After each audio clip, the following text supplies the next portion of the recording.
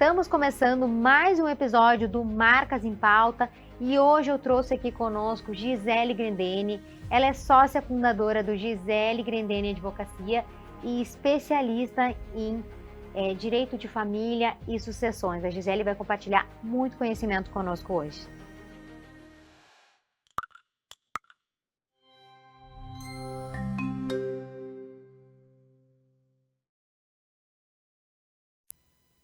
Eu estou aqui hoje com a Gisele Grendene, sócia fundadora do Gisele Grendene Advocacia. Gisele, conta um pouquinho para a gente, então, sobre a tua trajetória profissional, como que foi criar, então, e construir um escritório, construir um legado patrimonial através da advocacia no direito de família e sucessões. Bom, primeiro eu queria te agradecer pela oportunidade de estar aqui, é uma honra estar no teu programa. Faz muito sentido e conexão na nossa conversa hoje. Bom, o meu legado, ele começa de uma construção em direito de família, onde eu entendo que eu preciso organizar a pessoa física para que o legado de uma empresa se dê continuidade. É desafiador hoje no mercado, né, porque nós temos ainda uma forma de se pensar enquanto empresários, enquanto primeira geração, na transição para uma segunda ou terceira geração, com uma dificuldade de sentir a importância que nós temos em planejar o futuro de uma empresa. Perfeito. Então, tu percebe que os empresários, de um modo geral, eles têm uma dificuldade de enxergar a relevância de um trabalho bem feito, de uma sucessão empresarial? Sim, sim. Infelizmente, ainda assim, né? Eles não verificam a importância do investimento, né? Da leitura do hoje de uma empresa, para que a gente possa, então, ter uma forma sustentável dessa empresa no futuro. Porque pensar na trajetória da empresa é proteger o legado construído, é deixar ferramentas úteis, é deixar utensílios, eu sempre digo, né? Porque são braços que a gente deixa enquanto se verificar a possibilidade da construção de uma empresa hoje. Então, verificar o que nós temos ainda a agregar e deixar que isso seja organizado de forma compassada, né? Então, nada mais é do que planejar, o planejamento sucessório nada mais é, então, portanto, organizar o depois, né, o futuro. Perfeito, Gisele. Eu vejo que a sucessão patrimonial, de certa forma, ela é um tema ainda muito polêmico, porque as pessoas têm uma dificuldade não só de ver a importância, mas de entender como que uma sucessão ela pode ser feita de forma em que não se perca a essência da marca, que a gente consiga preservar o legado da marca. Como que tu trabalha hoje, quais ferramentas que tu utiliza para preservar esse legado através do teu trabalho de sucessão e proteção patrimonial? A principal ferramenta que eu trago no primeiro momento é uma leitura da empresa, é entender o plano de negócio, o crescimento da empresa, porque a partir daí eu consigo levar para que as futuras gerações ainda protejam o legado, aquilo que foi construído, nunca desmerecendo o que há uma trajetória, né? Então eu sempre digo assim, as ferramentas utilizadas pelos empresários lá no seu início de empresa foram o que eles tinham como opção. Hoje nós temos outras formas de se pensar mercado, né? Abertura de mercado, blindagem patrimonial, aquisição, diversidade no mercado, né? Então essas ferramentas todas a gente pensa no hoje e para o crescimento da empresa, sem desperdiçar aquilo que foi criado lá no início. Então esse legado, essa trajetória, esse respeito tem que existir, para que a gente consiga exatamente fazer a transição entre uma geração para outra. Perfeito, Gisele. E para o pessoal que está nos assistindo aqui hoje, eu queria até aproveitar esse gancho para trazer uma mensagem importante. O quão relevante é a gente fazer a nossa blindagem, então, dos nossos ativos intangíveis, de proteger o patrimônio e o legado de uma empresa. Porque imagina a gente passar anos construindo branding, identidade visual, fachada de loja, um nome que já é conhecido pelo nosso público consumidor através da marca, e perder todo esse legado pela falta, então, do registro, pela falta de uma assessoria jurídica coerente. Eu queria até compartilhar, trazendo esse enganche que tu trouxeste agora, o quanto a gente tem que entender o planejamento de crescimento de uma empresa, né?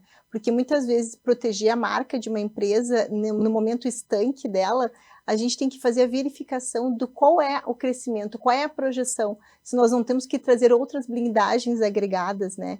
E eu te rebato assim, muito do que nós trabalhamos juntas também, um pouco dos nossos casos, o quanto isso é importante, né? Para ter essa visibilidade do crescimento dessa empresa.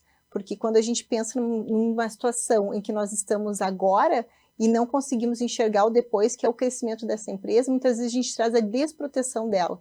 E o interessante é exatamente isso, né? Enxergar o que é plano de negócio, o que é visibilidade de crescimento que essa empresa tem, para poder, então, estacionar todos os seus leques de possibilidades através da blindagem patrimonial, né? Eu acho que acredito que essa é a excelência que a gente tem para entregar. Com certeza, Gisele, eu acho que o que tu estás dizendo é que essa blindagem patrimonial, ela tem que vir com respaldo naquilo que o empresário quer, aonde que ele quer chegar. Exato. Então, sempre tem que existir, então, uma projeção daquilo que vai acontecer, porque a proteção de uma empresa que pretende abrir muitas franquias, né, então que pretende ter um crescimento exponencial no mercado, certamente não é a mesma do que pretende ser de uma empresa que pretende ser uma empresa local, que pretende se consolidar somente na sua cidade, de um negócio mais regional. Exatamente. E aí, quando a gente pensa no planejamento, é exatamente isso, né? É entender o plano de negócio para fazer a entrega do planejamento, né? Sempre trazendo esse respaldo do hoje da empresa, fazendo essa leitura, mas também da sua projeção de crescimento. É isso que nós temos que entregar, porque a empresa, quando ela está nesse estanque, né, de fazer essa projeção, é exatamente aí que acontece a valorização dessa empresa. Hoje a gente já tem números que podem chegar de 30% a 40% de valorização com o planejamento sucessório. Então, é essa ferramenta, é essa importância que o planejamento traz para uma empresa. Perfeito. E mais uma observação para o pessoal que está nos assistindo. A marca, ela não é só o que ela é como ela é avaliada. E como que eu vou ser bem pontuado no valuation de marca? Eu vou passar por uma assessoria que vai fazer, então, a estimativa de quanto a minha marca vale no mercado. Isso pode servir de uma projeção para a venda da marca no futuro, para licenciamento, para gerar um pagamento de royalties, uma receita recorrente. Mas para eu fazer isso, certamente eu tenho que ter tido um plano muito bem elaborado lá atrás. Então, até queria puxar esse gancho contigo, Gisele, porque eu vejo que a avaliação da marca, né, o valor de fato da marca, quando a gente vai fazer uma avaliação de um ativo intangível, não é algo tão evidente, não tem aqueles critérios objetivos que, por exemplo, um apartamento muitas vezes tem para passar por uma avaliação, porque é um ativo intangível. E nisso, quem fez a proteção patrimonial da forma correta sai na frente. Exatamente, porque isso faz com que a empresa vá ter um valor melhor, uma melhor avaliação, né? E isso faz com que a gente saiba que essa marca ela é consolidada, né? E isso também é entrega para o mercado. Porque quando a gente fala de uma abertura de cota societária, então, portanto, essa empresa está em expansão, está procurando ativos e ela tem toda essa robustez de entrega, portanto, ela tem toda essa blindagem, e isso também é avaliado no mercado. Por que eu não vou querer fazer parte dessa empresa? Por que eu não vou querer fazer a minha entrega dos meus recursos financeiros para essa empresa? Isso também é uma avaliação que se deve ter. Isso é muito importante. Sem dúvida, Gisele. E para quem tem interesse em investir, para o investidor, o olhar que o investidor vai ter é de fato na robustez, na solidez daquele negócio que ele está investindo. A primeira coisa que eu vou olhar quando eu vou colocar o meu capital, a minha reputação em uma empresa, é olhar como ela é posicionada no mercado, é olhar como ela tem bem definidas questões envolvendo sucessão patrimonial, porque ela não quer ter imprevistos e ter prejuízos lá na frente, senão ela prefere investir o capital dela numa empresa que tenha, então, essa questão muito mais consolidada. Exatamente. E é nesse viés que a gente tem que levar a importância dos empresários terem esse olhar, né? Eu sempre digo assim, quando a gente fala de planejamento sucessório, a gente não fala do fator morte, a gente fala de transmissão de sucessão, de robustez, como a gente está tanto mencionando aqui, né? De robustez desta empresa, porque essa empresa está consolidada por um viés de mercado, que nem sempre ela vai ter a condição de dar continuidade naquele mesma forma de pensar, de projetar, de administrar, né? Hoje nós temos aí a intervenção de conselhos, que eles vêm exatamente para, eu sempre brinco, para furar a bolha da empresa, para ter essa visão e organizar, né? E o planejamento sucessório ele também entrega isso. Quando nós verificamos que há necessidade que haja um conselho na empresa, a gente faz, né, se consegue fazer esse apontamento, exatamente para que a construção desse legado, ele continue prosperando, ele continue acontecendo e a transmissão também continue acontecendo de forma regrada, organizada. E muitas vezes a gente não consegue ter entre os herdeiros aquele herdeiro que tenha técnica e liderança. E aí a gente tem que fazer essa busca no mercado, né, dessa pessoa que vai ter essa liderança, então, portanto, e tenha agregado a técnica. Que interessante, Gisele, eu não tinha, até confesso que eu não tinha esse conhecimento sobre essa possibilidade, então, de se abrir para uma pessoa de fora, ela poder integrar, então, o patrimônio de uma empresa quando aquele herdeiro não se mostra apto a isso. Então, isso nos mostra, mais uma vez, o quão importante é a preservação, então, da filosofia, dos valores da marca e da estrutura da marca para que o negócio se mantenha. Às vezes, um herdeiro que não está bem posicionado, ele pode pôr fim a uma empresa, e não por certo ou errado, mas porque não se coaduna com os objetivos da empresa no médio e longo prazo. Exatamente, né? Porque eu digo assim, a leitura que se tinha até ali do sócio administrador era uma, né? Muitas vezes a gente vê que no mercado aquela forma de pensar, de fazer a gerência daquela empresa, ela não funciona mais, né? Mas a gente permanece com os valores, com aquele legado, com toda aquela construção. Mas nós temos sim que talvez buscar esse líder, nem que seja de forma momentânea, no mercado. E então, dentro desse planejamento sucessório, já vai se fazer a leitura do que é necessário para a continuidade, para a projeção enquanto plano de negócio dessa empresa.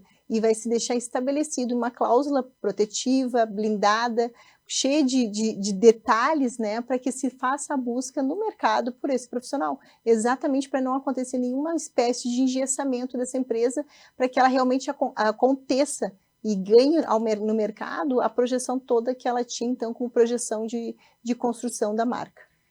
E, Gisele, entrando nessa questão, tu já chegou a vivenciar, ao longo da tua trajetória profissional, alguma experiência, então, de uma empresa em que tinha um herdeiro ali previsto, mas que não se coadunava bem com os propósitos da empresa e que foi necessário adotar essa medida? Infelizmente, muitas vezes, né? Até porque muitas vezes se tem o gestor, que geralmente é o patriarca da empresa, quando a gente fala das empresas familiares, né? Ele já colocou alguém aos seus olhos que tem aquele olhar, né? Cumpre com aquelas características que ele projetou. Mas na prática, nem sempre essa pessoa vai conseguir desempenhar. Exatamente porque quando a gente tem um gestor que ele tem uma empunhadura forte, né, então ele tem uma determinação, um regramento dentro da empresa, a empresa vê ele como líder, é muito difícil o seu sucessor muitas vezes ocupar esse papel. Então, tecnicamente, ele já desempenhou tudo que havia necessidade, porém, ocupar aquela figura de transição é muito difícil.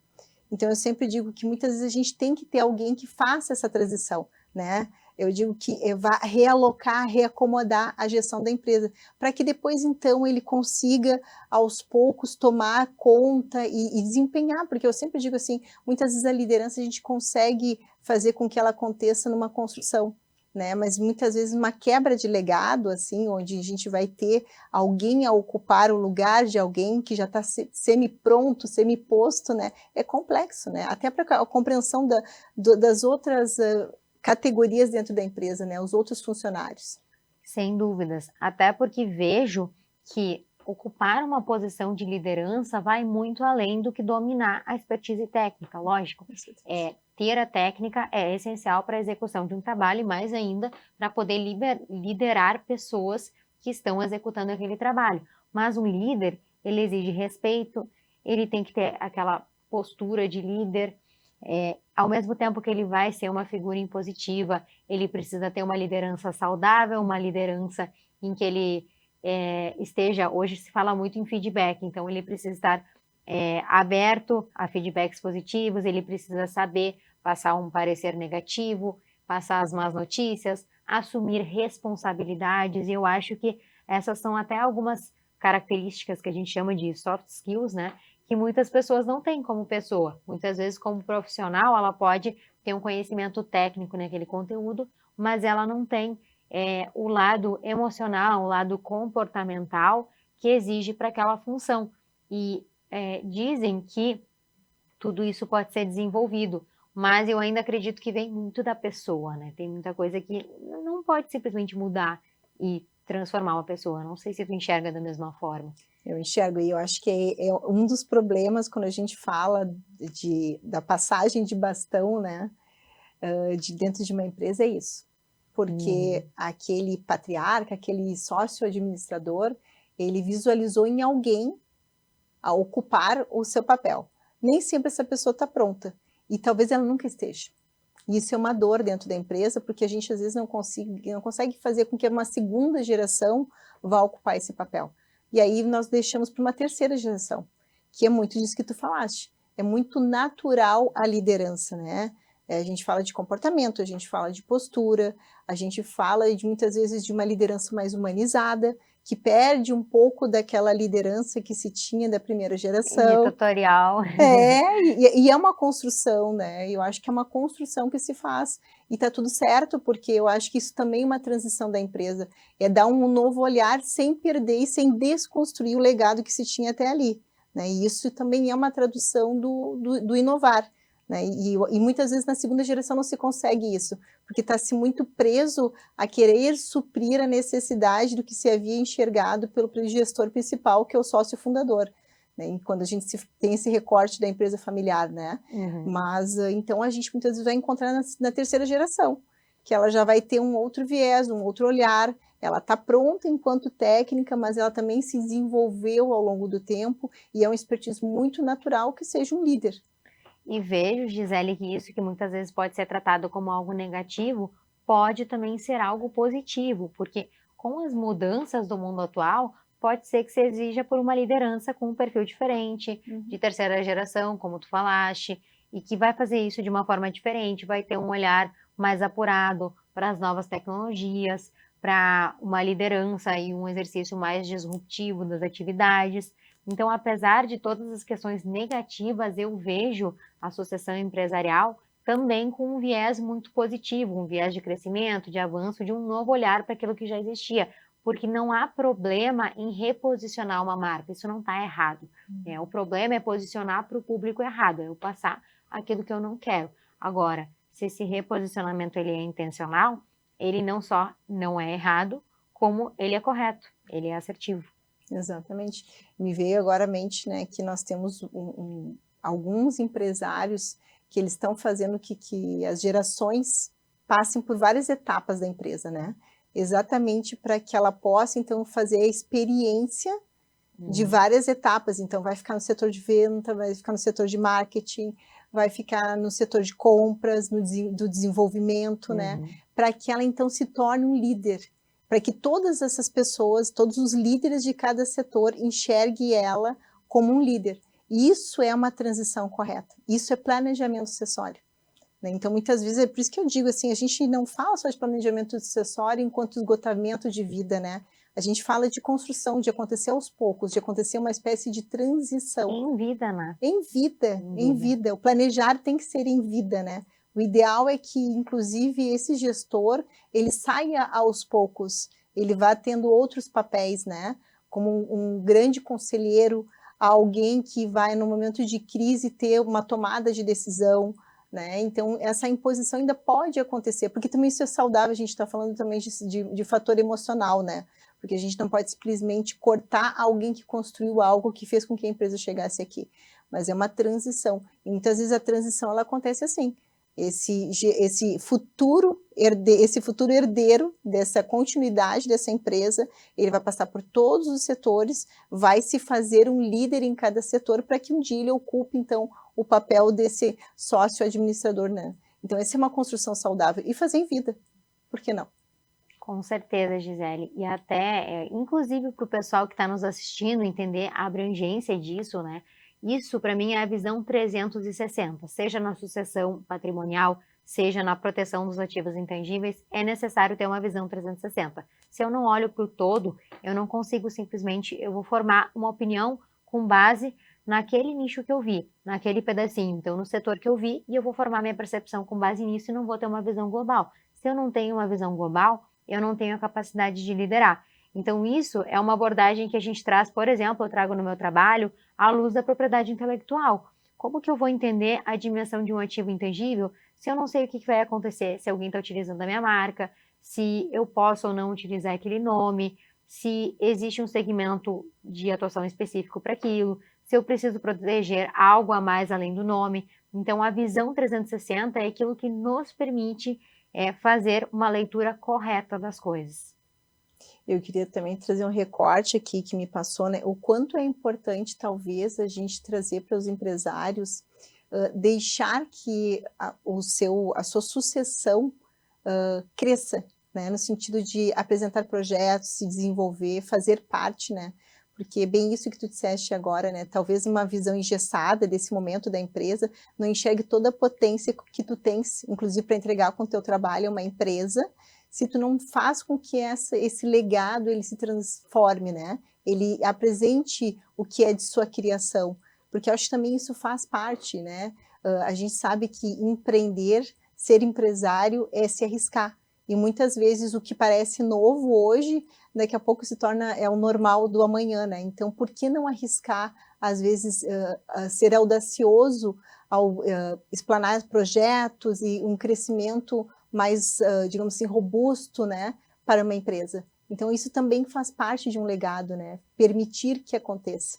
Eu concordo contigo, Gisele. Eu vejo que isso até talvez seja um problema de confiança muitas vezes, né? De se deixar levar e de fato confiar para poder então fazer um investimento naquilo, porque a gente só investe naquilo que a gente confia que vai dar certo. Então, se eu não confio na minha marca, no meu negócio, no meu legado, por que eu vou estar protegendo? Por que eu vou estar investindo então numa proteção patrimonial? Essa não é a mentalidade que a gente espera do empresário. Ver assim o quanto se conversa, né, as nossas áreas e o quanto elas são importantes para que dê robustez e continuidade à empresa. Porque quando tu observa o mercado, grandes empresas, elas ousaram para continuar no mercado, né? Quantas crises nós já tivemos em que empresas quebraram e outras, pelo contrário, se salientaram. Por quê? Porque tem a questão da audácia, como eu brinco às vezes com alguns clientes, né? Tem que ser audacioso, né? Muitas vezes. E a questão de quando a gente fala do planejamento sucessório é muito isso. É enxergar, talvez, em alguém que, dentro do nosso ciclo, que a gente pensa enquanto sucessão, né? Não está pronto. Está pronto. Vamos oportunizar. A técnica existe. Talvez é que não tenha se dado esse espaço para essa projeção de liderança. E nada mais é do que a gente assiste em grandes empresas, fazer esse passo a passo, né? Fazer esse experimento em cada setor da empresa, para que ele construa essa liderança, né? Que para mim é o que há de mais complicado quando a gente fala da sucessão em vida, porque quando acontece o fator morte, então esse sucessor, né, esse gestor, ele vem a falecer, aí a empresa às vezes ela não está nem coberta com essa projeção, né? E aí tu vê grandes empresas quebrarem em função disso, né? Mas quando a gente faz esse passo a passo e aos poucos, as coisas ficam mais organizadas, se constrói alguém com perfil. Caso haja necessidade de ter uma transição de um gestor e não de um herdeiro gestor, a gente vai buscar o mercado, vai ver qual o perfil que é necessário para dar continuidade nessa empresa. Com certeza, e vejo até no que tu falaste na questão do patriarca, né? Eu vejo que a gente fica muito preso também a valores sociais e questões que nós estamos acostumados, então até mesmo numa figura masculina, de maior idade, como uma pessoa que teria mais condições de assumir uma posição de liderança, inclusive mais respeitada no mercado, né? Então, um dos objetivos também é desconstruir um pouco essa imagem e de possibilitar que mulheres ou pessoas mais jovens, enfim, que de fato quem assuma essa posição de liderança seja o mais capacitado e não a pessoa que está mais próxima desses padrões sociais com os quais nós estamos acostumados. Então, eu vou trazer um case aqui para a gente pensar um pouco juntas, né?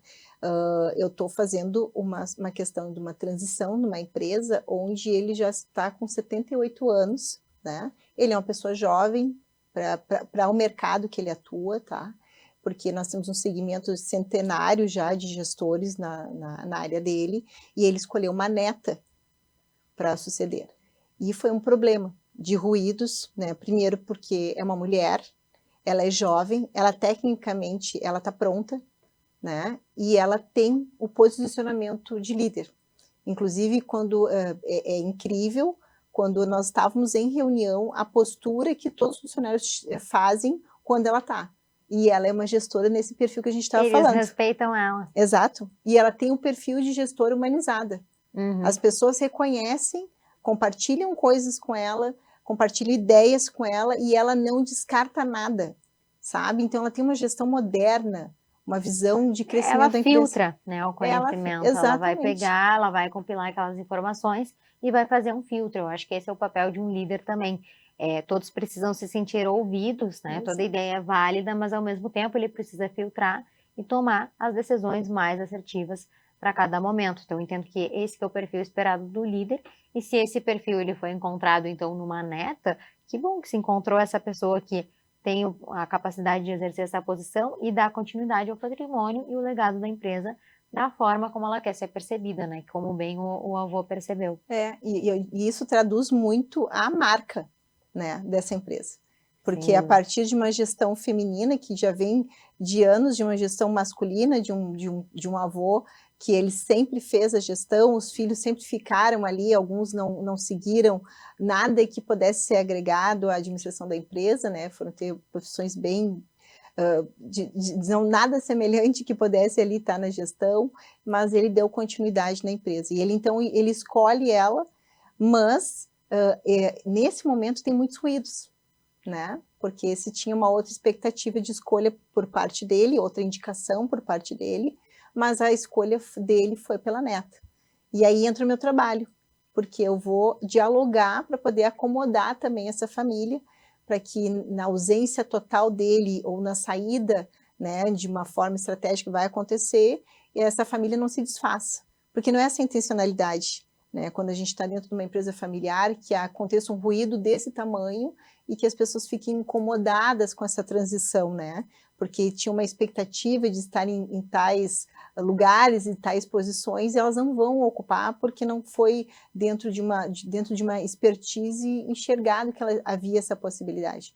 Então, eu também faço esse diálogo, né, para tentar viabilizar a continuidade dessa família, né, enquanto eixo familiar também. Para mim, o meu trabalho também agrega isso, né, eu acho importante isso. Com certeza, Gisele, eu percebo que o teu papel nessa questão de sucessão patrimonial e de manter a essência da marca, ele é um papel essencial. Então, para a gente finalizar, para o pessoal que está nos assistindo, hoje a gente falou um pouquinho aqui no Marcas em Pauta sobre sucessão patrimonial, sobre a proteção dos ativos intangíveis e como que esses dois pontos se conectam como pilares em que falta a consciência do empresário de entender, então, a importância disso para se preservar, então, a essência de uma marca e, mais do que isso, a proteção de um legado. Gisele, eu quero te agradecer novamente pela presença aqui, a tua presença foi muito valiosa, as tuas considerações, a tua experiência enriqueceu muito o nosso encontro, e até uma próxima.